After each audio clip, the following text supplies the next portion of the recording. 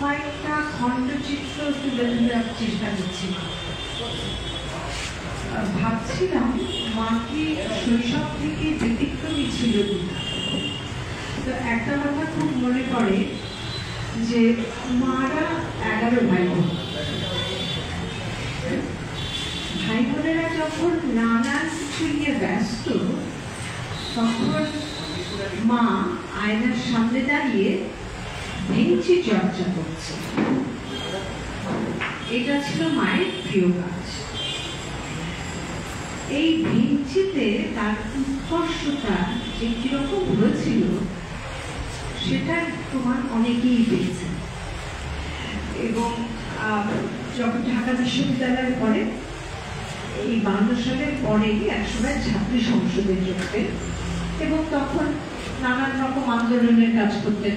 যেমন বাস ভাড়া কমানো, এটা নিয়ে খুব আন্দোলন করেছেন, জনসভা হয়েছে, বক্তৃতাও দিয়েছেন, চাঁদা তুলেছেন, নানান কাজ করেছেন। তো এই কাজ করার কারণে মার পিছনে ডিবি পুলিশ লেগে যায়। মা একদিন রিক্সা করে যাচ্ছে, পেছন থেকে অনুসরণকারীকে দেখে ভীষণ এক ভেঙচি পেটাচ্ছে। তাতে করে পুলিশ হতচকিত অবস্থায় সাইকেল ঘুরিয়ে চম্পট। তো এই তো আমার মায়ের কীর্তিকাণ্ড। আবার মা যখন আমরা ছেলেবেলায় আসলে খুব বেশি যে মাকে পেতাম তা নয়, প্রচন্ড ব্যস্ত থাকতো, খুব কম পেতাম। সেজন্য প্রচন্ড একটা আকুতি ছিল তাকে পাবার। আমার তো সারাক্ষণ মনে হতো কেন একটু অসুখ হয় না, অসুখ হলে পরে তো মাকে পাই, এটা সবসময় মনে হতো। আর মাকে আমরা সবাই মিলে ধরতাম যে একটু গল্প শোনাও, গল্প শোনাতো মা। তো মায়ের ভান্ডারের যত গল্প সব শেষ হয়ে যাবার পর মা যেটা করতো বানিয়ে বানিয়ে গল্প করত। সেই গল্পে অপালা আমার দিদি ছিল শঙ্খমালা, পার্থ আমার দাদা ছিল শৈবাল কুমার, আর আমি ছিলাম মধুমালা। এদের নিয়ে অনেক রূপকথা বলা হয়েছে। তো আমরা দুপুরবেলায় শুতাম, মা আমাদেরকে নিয়ে শুতো, গল্প বলত। আমরা গল্প শোনার সময় মায়ের শাড়ির আঁচলটা আমাদের গায়ের উপর দিয়ে দিয়ে রাখতাম, এই ভয়ে যেন না পালায়, মানে ভয় পেতাম বুঝে পালায়, সেজন্য গায়ের উপর দিয়ে শাড়ির আঁচল জমিয়ে রাখতাম। মা গল্প বলতে বলতে আমরা ঘুমিয়ে পড়তাম, তখন মা ওই শাড়িটা ওখানেই ছেড়ে অন্য আরেকটা শাড়ি পরে কাজে ছিল। তো আমরা তাকে না পেলে যেটা করতাম সেটা হচ্ছে তার ছেড়ে যাওয়া কাপড় জড়িয়ে ধরে গন্ধ নিতাম। সেটা আমাদের খুব প্রিয় কাজ ছিল। মাকে আমার কাছে খুব মানে মনে হয় যে মাকে খুব মায়াময়ী এক মা ছিল, সেটা সবসময় মনে হয়। চারপাশে দেখতাম ছেলে মেয়েদের শাসন করা হয় বকুনি দিয়ে, মারপিট করে। মার শাসনটা ছিল তার চেয়ে 100 গুণ করা। আমরা যখন ঝগড়াঝাটি করতাম বা মারামারি করতাম, মা বলতো আমার যেদিকে দু চোখ যায় আমি চললাম। এই বলা মাত্র আমরা সব ভুলে গিয়ে ঝগড়াঝাটি মারামারি ভুলে গিয়ে সমস্যারে আকুল হয়ে কাঁদতে থাকতাম। না না, তুমি যেও না, যেও না। মা কিন্তু বেরিয়ে যেত কোথায় জানো, কিন্তু কিছুক্ষণ পরে যখন আমরা ওরকম করে কাঁদতে থাকতাম এবং ঝগড়াঝাটি মিটে যেত, তখন ফিরে এসে আমাদেরকে আদরে করে দিত। মার উপস্থিত বুদ্ধি যে কতটা কি এক এক সময় এক এক রকম দেখেছি। আমার দিদি মাকে বলেছিল যে ডেকেছিল আমার বোকা মা দাদু, কারণ সংসারের কাজে অনেক সময় দেখা যেত যে অনেক গোলমাল করে।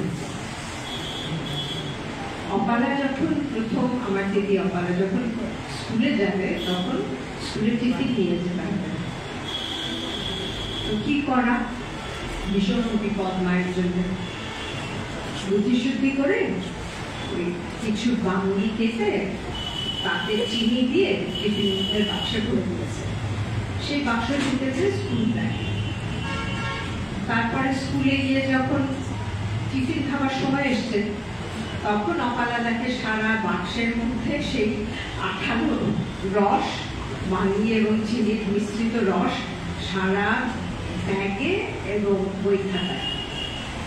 এইগুলো আমার মা বাড়িতে।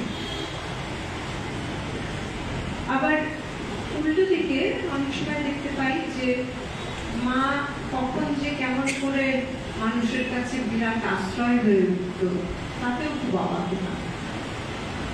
মাকে শাস্তিমূলকভাবে বদলি করা হয়েছিল রংপুরে। পাকিস্তান সরকার পছন্দ করছিল না তার কর্মকাণ্ড, সেজন্য তখন ঢাকায় কলেজে পড়াতেন মা।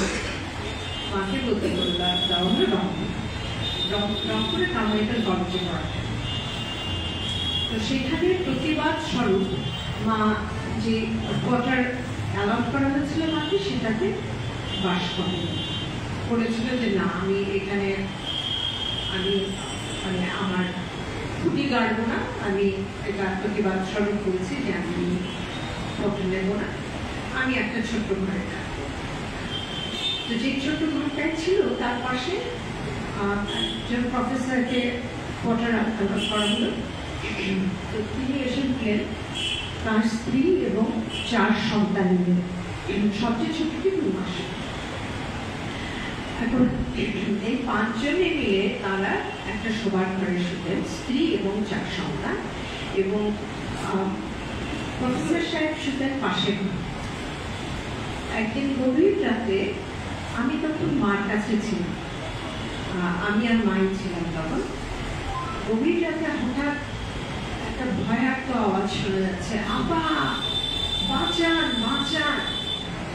ঘুম ভেঙে গেছে। ঘুম থেকে উঠে আমরা ছুটে গেছি দরজার কাছে। ওই ঘরটা আবার খুব অদ্ভুত ছিল, ঘরে ছিল 6টা দরজা, একটাও জানালা ছিল। তো এখন শোনা যাচ্ছে পাশের ঘর থেকে, বাঁচান বাঁচান, চোর। ঘটনা ঘটেছে এই যে ওর স্ত্রীর ঘরে, রংপুর দরিদ্র একটি জেলা, ওখানে চোরের উপদ্রব ভারী।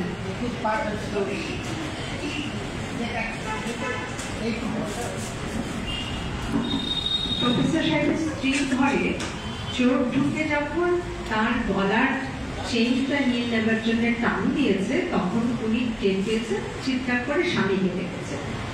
স্বামী কিন্তু ওই ঘরে ঢোকার সাহস পাননি চোরের ঘরে। তিনি ডাকছেন আপাকে, আপা বাঁচান চোর। এবং চোর তো খুব ঘাবড়েছে। মা তখন কি করে, মা তখন বড় একটা টর্চ নিয়ে, এখন শক্ত দরজা, তো খড়খড়ি দেওয়া ছিল দরজাগুলোতে, খড়খড়ি খুলে ওখান দিয়ে আলো ফেলছে বাইরে।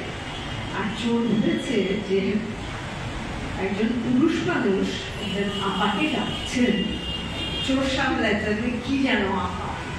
সেই চোর যেসব বাক্স ব্যাগটা সব বাইরে বের করেছিল নিয়ে যাবে বলে, সেগুলো ফেলে সে চুপচাপ। তো এই জন্য আমার মার পরিচয় আরো অনেক রকম, সব পরিচয় আমি দিতে পারবো না, সে ক্ষমতা আমার নেই। আমি শুধু কিছু কিছু খণ্ডচিত্র একটু তুলে ধরবার চেষ্টা করলাম। আমরা মাকে নিয়ে সবসময় অনেক আনন্দ করেছি, অনেক মজা পেয়েছি। মার রসবোধ ছিল অসাধারণ, এবং এই যে দুষ্টুমি, অনেক রকমের দুষ্টুমি করতো, এগুলো বলা যায় না একেবারে। আমি আর কথা বাড়াবো না, এখানে শেষ করছি।